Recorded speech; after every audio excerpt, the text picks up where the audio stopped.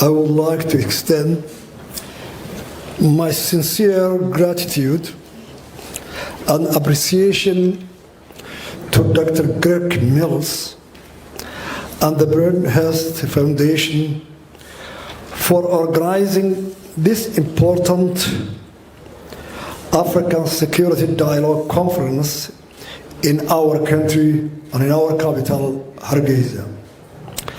The choice of the venue is a clear indication of the prevailing peace and stability in Somaliland and the confidence you all have to Somaliland.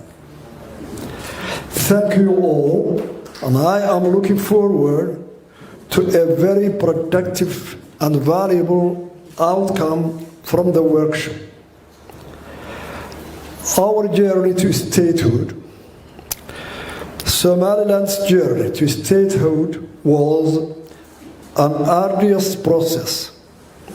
The determination of our people to establish their own state was so overpowering,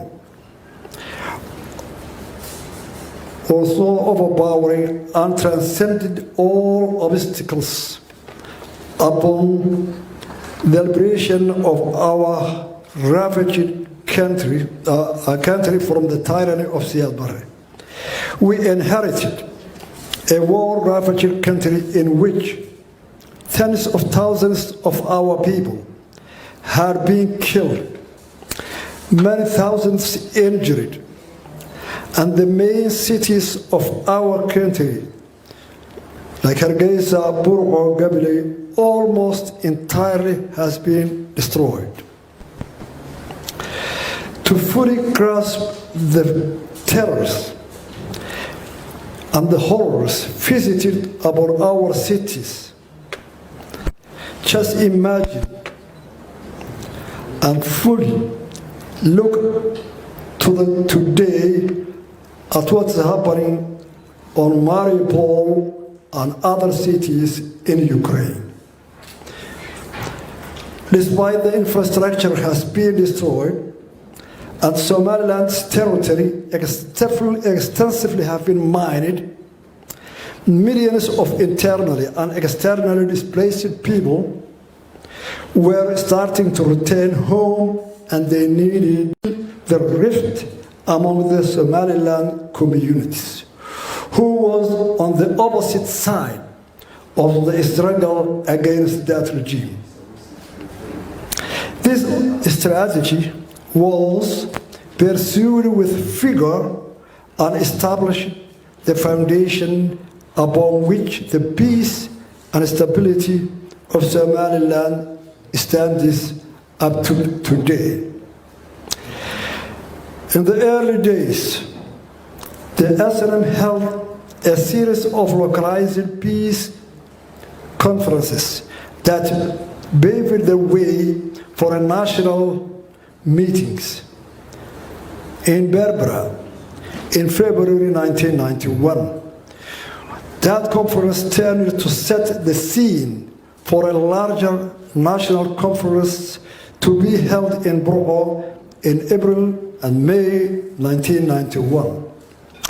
These series of localized meetings were instrumental in trust building, reconciliation, and cemented peace among the people of Somaliland.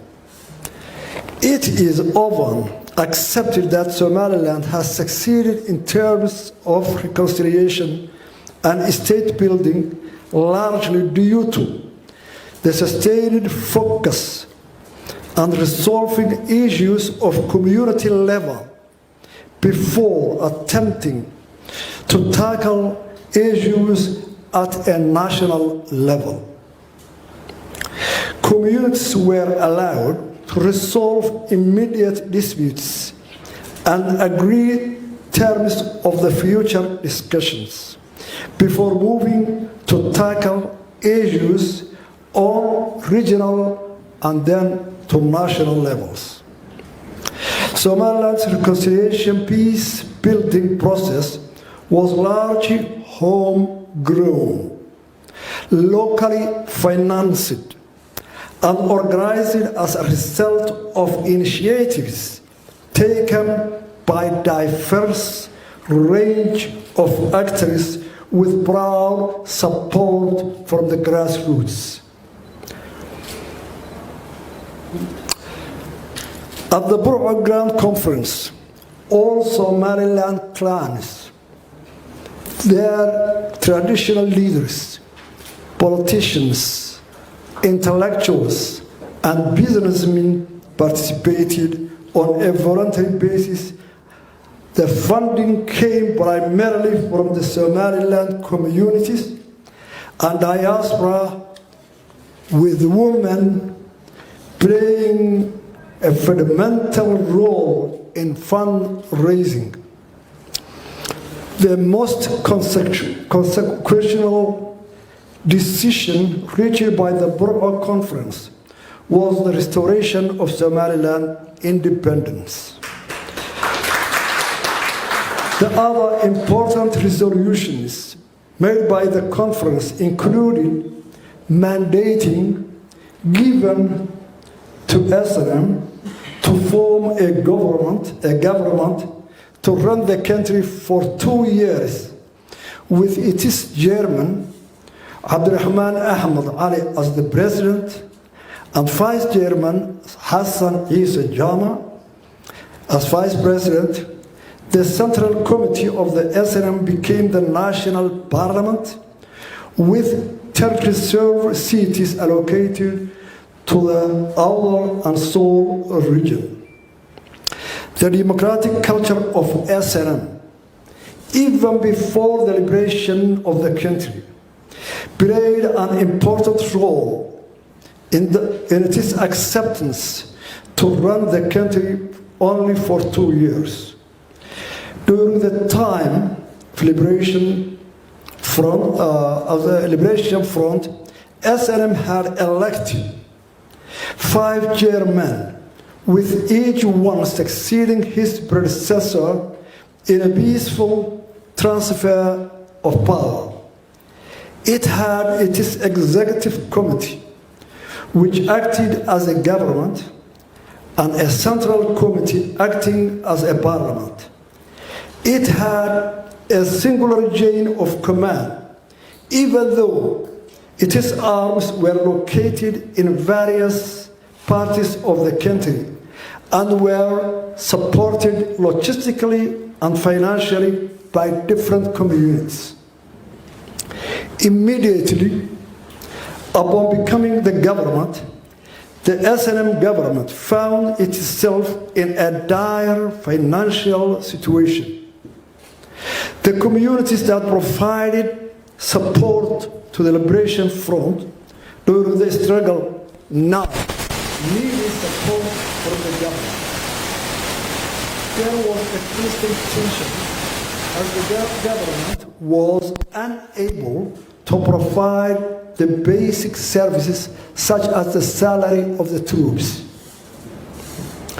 Subsequently, when the division within the SNM flared into conflict, as happened in 1991 and 94, the system of customary leadership kicked in and enabled the elders to apply traditional conflict resolution procedures. The actual process of state building in Somaliland started with the Burma Conference. The Burma Conference was very different from that which was held in Burma. Unlike the Burma Conference, which was primarily concerned with the reconciliation, peace building, and determination of the future of Somaliland, the purpose of the Burma Conference was to establish the system of governance that would be employed in the future. The Burma Conference lasted more than 5 months, which allowed the stakeholders to debate a wide range of topics of national level concerning to address the stakeholders' future government and their administration, how it will look future. Boroma Conference achieved a great deal, including making the transition from the military government to a civilian one. The conference showcased the Somaliland negotiation model, which tends to work on the basis of consensus, is the best foundation of decision-making. The major achievements of that conference were included Somaliland Community Security and Peace Charter, the National Charter, a system of government. After studying and debating different systems of government, the conference finally agreed on an executive president and bicameral parliament of equal members, 75 seats at that time. The formation of the government, the SNM handed power over the Gurti to enable the election of the president and the vice president. The formation of the government with Muhammad Haji Ibrahim Igal as a president and Abdurrahman or Ali Farah as vice president. The institutionalization of the Gurti as a national political body with a role initiating peace building and mediation. The disarmament and demobilization of the SNM fighters and clan militias. In that conference, both the SNM fighters and clan militias were given an equal rights. Boroma Conference marked an enormous step in the establishment of the government that has persisted up to date. It's my pleasure today to have some of my senior participants in that Boroma Conference and the other local conferences who started in 1991 from all the regions. Let me introduce you our Minister of Information, Mr. Corey. At that one, in 1991, he was a young lieutenant from the Siyaset regime when the government failed. And the first weeks of his fall, that failure of the government, he came to his region, Las Anod, and passed to Hargeisa, and he was one of the first personalities who have the courage to come and to discuss and participate in discussions with the SNM. His counterpart at that time, who was the opposite side, was one of the leaders and the commanders of our SNM forces, who was an old and experienced Colonel Muhammad Kahin, the Minister of the Interior. They were the first personalities who were sitting together on opposite sides at that time. The other person I'm introducing you is Muhammad Abdullahi Muhammad Duale, our ex-foreign minister. He was an SNM veteran, and at that time he is also from the eastern regions, and he was the intellectuals who at that time were leading that meetings in the far remote villages. Conference between Kore and Commander Kahin. It's my pleasure to introduce to you today our very experienced journalist, who was only maybe our few journalists who were in the combat zone, a veteran of SNM, and the president of the Veteran Association in 1991 at that time, who was one of the main tools and organizations who were going to mediate between the SNM and the other militias, and the leader is Master Yusuf Abdi Gaboube, who is still here today. It's my pleasure to have all my colleagues at that time. At that time, I was the Minister of Interior, and all of them were helping me, and they were facilitators to make all these decisions. They were the people who were all the time advising with the Gurti and harmonizing the cultural and the customary law and the government, institutions of the government. The system of Somaliland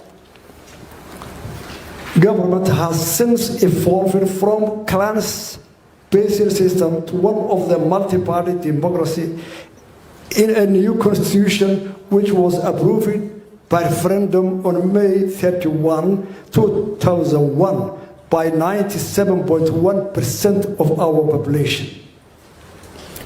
Somaliland has had 5 presidents since 1991. Each one of them elected on a peaceful basis. The last 3 were elected in a transparent, peaceful, one person, one vote, democratic elections. All the power has been transferred in a peaceful condition. In addition to a peaceful process of the presidential elections, successful elections have also been held for local governments. December 2002, November 2012, and May 2021. And the lower house of the parliament, September 2005 and May 2021. Ladies and gentlemen, peace and functioning state institutions has opened up to the space for economic development and growth. As a nation of entrepreneurs, the private sector quickly flourished. Today, the private sector constitutes almost 90% of our GDP. It is the intention of the government to nurture and to facilitate the growth of our private sector, which is the main engine of our economic growth. I would like to highlight the following as the major lessons we learned from our journey to statehood. Peace is the foundation upon which state building and economic development are anchored. Homegrown peace and national reconciliation at the grassroots level is more sustainable than internationally driven imposed peace. SNM policy of non-recrimination against the non-SNM communities enabled meaningful dialogue between the adversaries, in which communities have supported the Barre regime, were able to play a genuine part in negotiating the terms of peace and the future of government.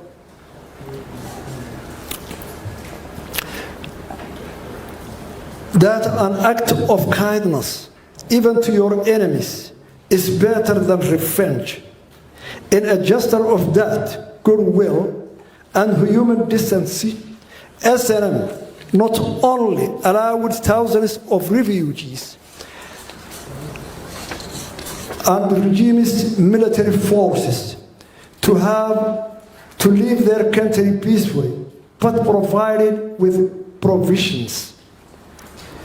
Nearly 1,000 soldiers from the Barre regime who were from Somalia has been allowed to go freely to their country with logistical support in the hands of General Arre.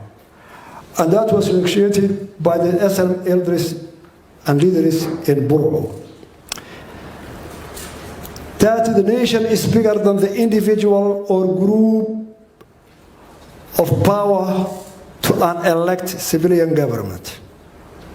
SNM was only the National Liberation Front in Africa that voluntarily handed over power to the civilian administration peacefully and willingly.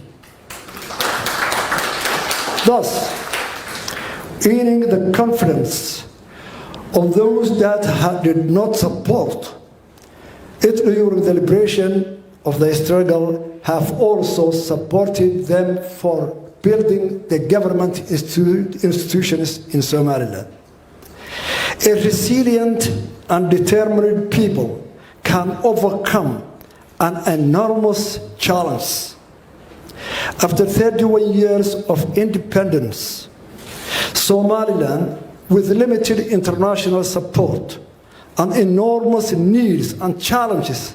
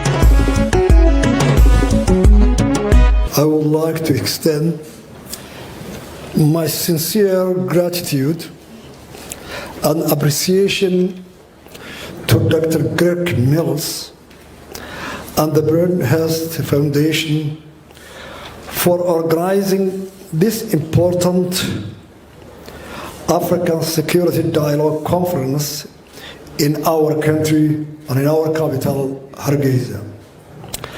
The choice of the venue is a clear indication of the prevailing peace and stability in Somaliland and the confidence you all have to Somaliland.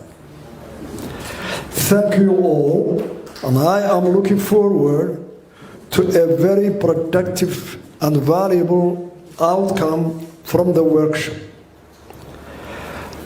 Our journey to statehood. Somaliland's journey to statehood was an arduous process. The determination of our people to establish their own state was so overpowering,